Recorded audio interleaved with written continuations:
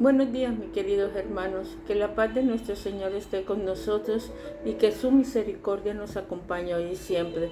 Hoy vamos a estudiar Jueces 8 del 1 al 9:55. De tal palo peor va a ser la astilla. El poder corrompe y el poder absoluto corrompe absolutamente. La primera parte de este refrán se cumplió en Gedeón, Jueces 8, y la segunda en Abimelech, uno de sus hijos, Jueces 9.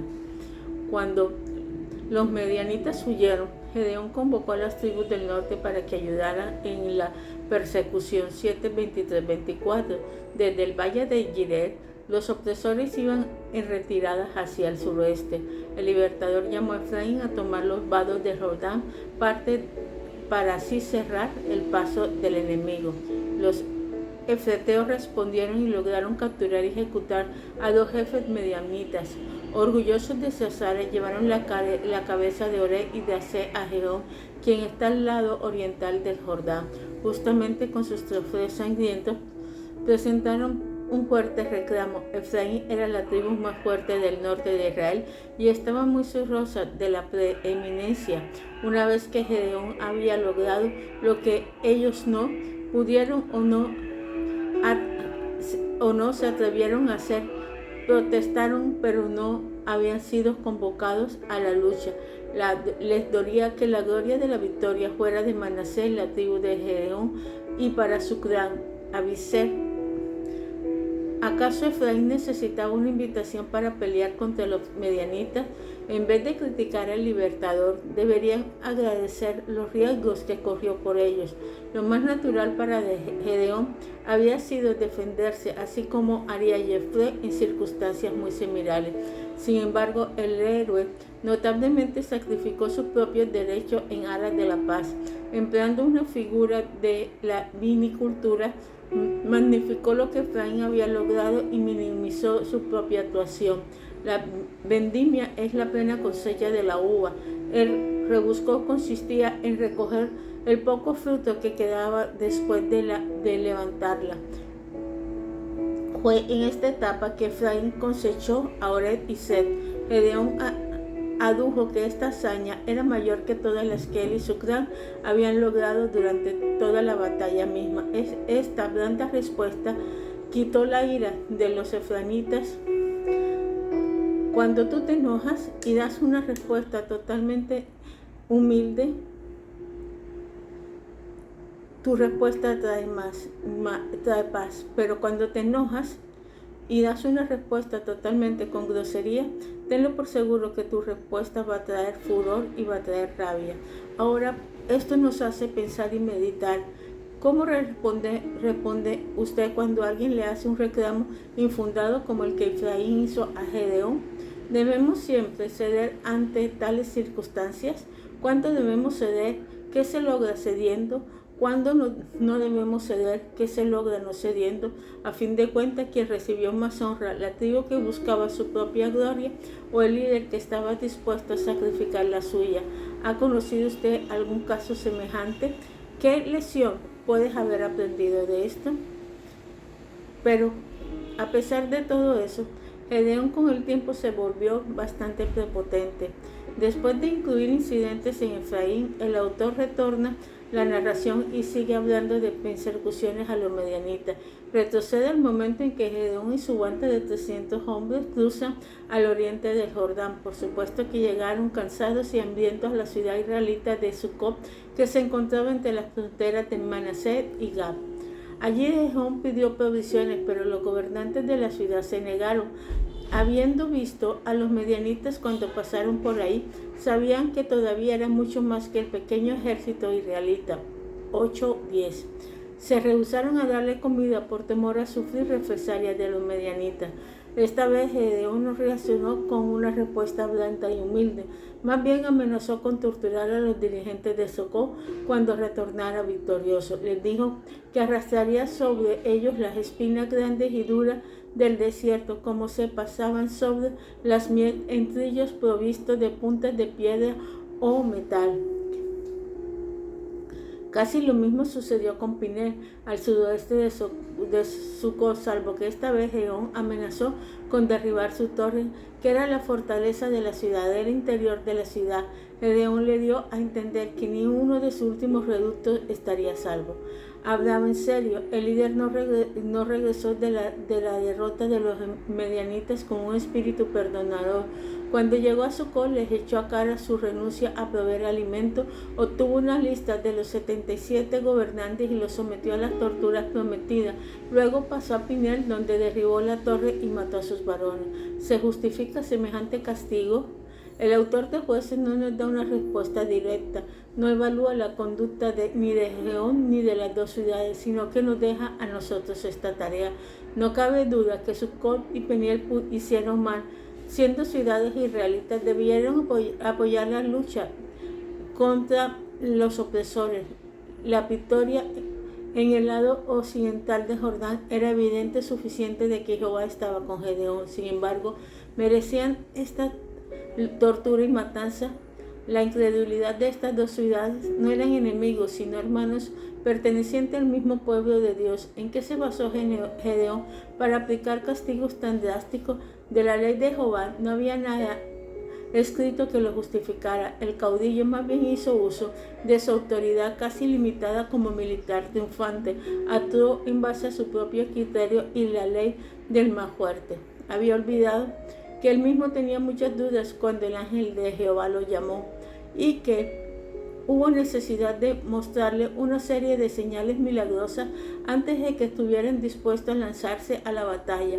Dios no había respondido a su falta de fe con castigo, sino con paciencia y misericordia. Debería haber imitado más al Señor en su trato con las dos ciudades. Cuando Gedeón alcanzó a los medianitas, lanzó un ataque sorpresivo que resultó en otra victoria contundente. Sin embargo, esta vez la narración no menciona la protección divina. Quien llenó de espanto al ejército enemigo no fue Jehová, sino el adalid humano. De hecho, en toda la sesión del 8:4 al 32, solo el versículo 7 atribuye algunas obras a Dios. Los versículos 18 y 19 están llenos de sorpresa. Hasta estas alturas no se había mencionado a los hombres ejecutando a los medianitas. La manera en que Gedeón se expresó acerca de sí mismo en el 6:15 no da inicio de la revelación que hace aquí diciendo que él tenía aspecto de príncipe. Asimismo, desconocimos el hecho de que sus hermanos habían muerto en manos de los opresores. Solo así se entendería que era la venganza personal lo que lo había motivado a perseguir implacablemente a Seba y Samulna. Además, torturó y mató a los de Sucot y de Pinel por no apoyarlos en esa venganza. Gedeón había personalizado el uso de su poder. Él mismo confesó que no ejecutaría a los reyes medianitas si no hubieran matado a sus hermanos. No le importaba tanto cuánta injusticia había cometido contra la familia de Israel.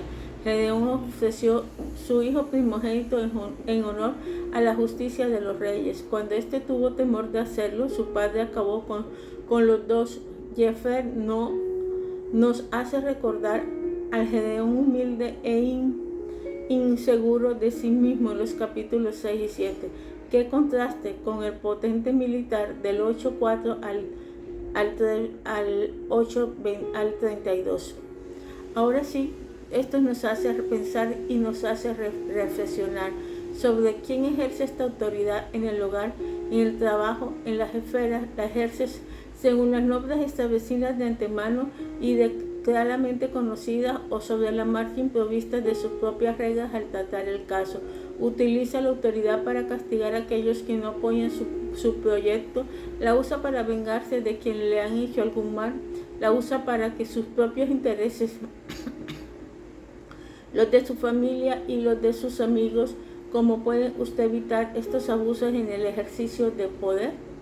Ahora, Gedeón había llegado a ser supremamente popular al tal grado que los israelitas lo invitaron a ser su rey y le establecieron una dinastía. Esto indica porque algunos de ellos lo habían librado del enemigo. Fue exactamente esta conclusión lo que Dios había intentado evitar. Como resultado de la autosuficiencia del caudillo mencionadas anteriormente, el pueblo atribuyó a él lo que era la obra de Jehová. Gedeón tenía suficiente cordura y piedad para rechazar la invitación. Reconocía que Jehová era el verdadero libertador y por lo tanto tenía derecho de reinar sobre Israel. No obstante, pidió los zarcillos de oro del botín para hacer un éfod. Este no era un vestido de lana fina como el que se describe en Éxodo 28, 5, 14, pues aquel contenía 1,700 siclos de oro, o sea, unos 20 a 30 kilos. Probablemente era una especie de imagen que representaba el ropaje de Jehová. Gedeón no colocó el éfod en el tabernáculo en sí, sino en su ciudad. Probablemente, como muchos gobernantes que han hecho obras religiosas con fines políticos, Gedeón esperaba consolidar su poder a través del éfod de oro. Sin duda, él también creía que el éfod traería honra a Jehová. Sin embargo, como sucede con los objetos culticos, el éfod se convirtió en un ídolo para Israel y para la familia del libertador. ¿Qué objeto en nuestro medio se ha convertido en ídolos, aunque supuestamente se utilizan para estimular la adoración a Dios? ¿Qué cosa o actividad en nuestra iglesia puede convertirse en ídolo? ¿En qué manera podemos el culto a las actividades de la iglesia ser usados como aumento al poder de alguien? ¿Cómo podemos evitar estos peligros? Los versículos 29 y 32 resumen el resto de la vida de Gedeón. A pesar de su negativa, aparentemente ejerció autoridad sobre alguna parte de Israel, pero se esperaba que sus hijos gobernaran después de su muerte. Como los reyes, se casó con muchas mujeres. Según la costumbre del mundo antiguo, estos matrimonios servían para conectar alianzas entre familias poderosas. En fin, aunque Gedeón había rechazado la invitación de gobernar después de él sus hijos, sus acciones condujeron precisamente a ese resultado. Sería que el hombre que él puso en Abimelech, mi padre rey, expresaba su verdadero deseo. Potencias de Gedeón lo puedes encontrar. Primero, torturó y mató a los que no lo apoyaban. Segundo, tomó venganzas personales. Tercero, estableció su santuario ilegítimo. Y cuarto, adoptó un estilo de vida tipo del rey. Ahora, mi querido hermanos, pensemos. ¿Ahora es usted más humilde que cuando era joven o menos? ¿Ha podido manejar el éxito y la autoridad sin ser prepotente? ¿Cómo se puede ejercer autoridad sin ser autoritario? ¿Cómo alguien volverse prepotente al servicio de Dios? Ahora veremos algo que es mucho peor con sus hijos: el egoísmo y la masacre de Abimelech. Después de la muerte de Israel de nuevo se apartó de Dios. Sin embargo, esta vez no se dio el ciclo completo, salvo en formas modificadas. La opresión del pueblo no fue extranjera, sino de un nuevo rey. Lo más cercano a un clamor a la maldición de Jotán. En ese caso, Dios le levantó un libertador. Más bien, la liberación vino gracias a la muerte fortuita de Abimelech. Abimelech siguió los pasos de Gedeón, prepotente. No obstante, el hijo le faltó lo que salvó al padre de convertirse en un monstruo en la fe de Jehová. Dejando Ofra, la ciudad de su padre difunto, Abimelech se trasladó a Siquem, la ciudad de su madre. Se dirigió a ese lugar buscando respaldo para sus conspiraciones políticas. Los siquemitas aceptaron apoyarlo, ya que sería un gobernante más autónomo que los otros hijos de Gedeón. Le proporcionaron dinero del templo pagano para contratar asesinos, quienes dirigidos por él mataron a todos sus hermanos excepto Jotán. Jotán, el único ser viviente, no tenía poder suficiente para vengar personalmente la muerte de sus hermanos, así que encomendó a Dios la venganza, utilizando una fábula profética que pronunció antes siquemitas cuando interrumpió el acto de ungimiento de Abimelech como rey. Según la fábula, los árboles buscaban rey. Sin embargo, ninguno de los árboles de renombre aceptó, porque estaban demasiado ocupados a su servicio a Dios y a los hombres. Solamente la zarza quería reinar, pero no ofrecían ningún beneficio a su pueblo. Para recompensar su fidelidad, la zarza prometió darle la protección de su sombra.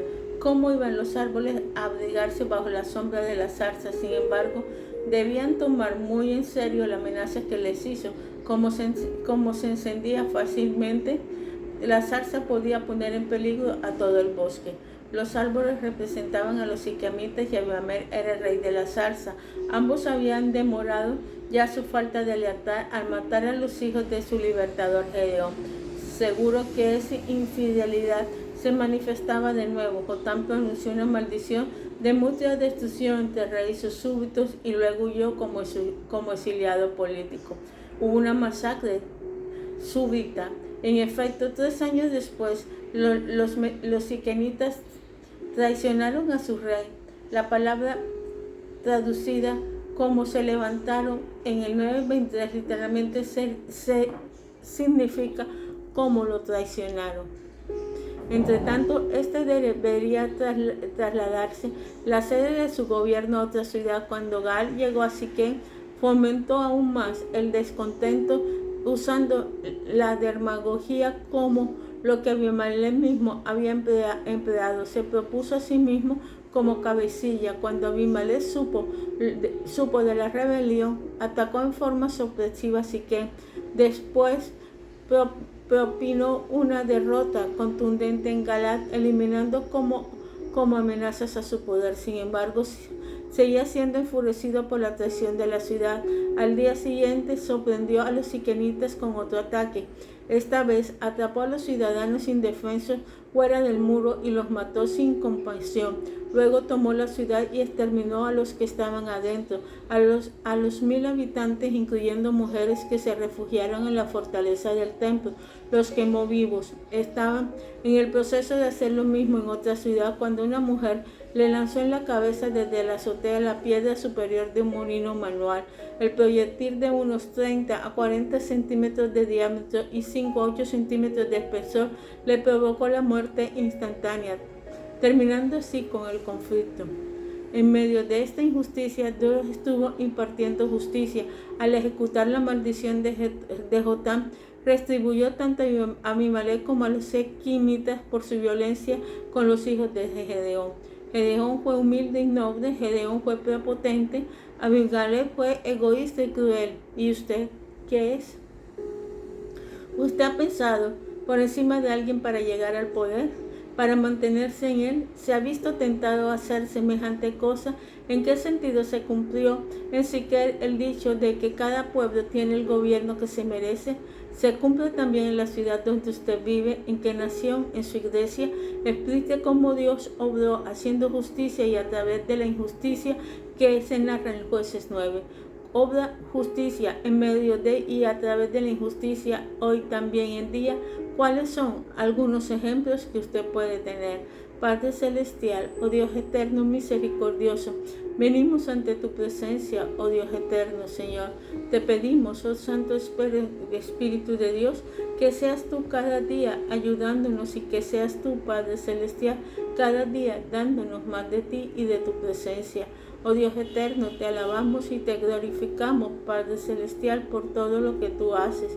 Que tu presencia y tu misericordia siempre esté con nosotros. Que tu presencia y tu misericordia, Padre Celestial, oh Dios eterno, siempre nos ayude. Te pedimos, Padre Celestial, Señor, que quites de nosotros todo egoísmo, toda injusticia, Padre Celestial, toda prepotencia. Que aprendamos, Señor, a ser humildes, Padre Celestial, como tú lo eres. Te lo pido, Dios eterno, en nombre de nuestro Señor Jesucristo. Ayúdanos, Señor. Bendícenos y guíanos, Señor. Que tu paz y tu amor y tu misericordia, Padre Celestial, nunca nos deje. Te lo pedimos en nombre de nuestro Señor Jesucristo. Amén y amén. Dios te bendiga.